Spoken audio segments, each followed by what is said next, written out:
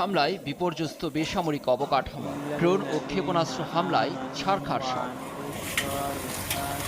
সময়ের সঙ্গে ইউক্রেনে হামলার মাত্রা বাড়িয়েই যাচ্ছে রুশ বাহিনী। রোববার রাতভর রাজধানী কিয়েভ, সামি, খার্কিভ সহ বেশ কিছু জায়গায় চলে ধ্বংসযজ্ঞ। ঘরবাড়ি এতটাই ক্ষতিগ্রস্ত যে মেরামতেরও সুযোগ নেই। Прокинулись від того, що почули звук вибуху. বিস্ফোরণের শব্দে জেগে উঠি। আতঙ্কে আমার ২০ মাস বয়সী সন্তানকে জড়িয়ে ধরি। তখন চারদিকে ধোঁয়ায় ঠেকে যায়। নিচতলায় আমার মায়ের চিৎকার শুনি। কোনো মতে পেছনের দরজা দিয়ে বের হই আমরা।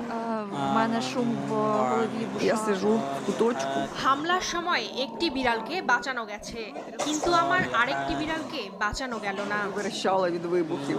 সোমবার কিয়েভ সামরিক প্রধানের দাবি, টানা তৃতীয় রাতের মতো কিয়েভ ও দিনিপ্রোর পাশাপাশি অন্যান্য জায়গায়ও ড্রোন ও ক্ষেপণাস্ত্র আঘাত হানে। এসব ঘটনায়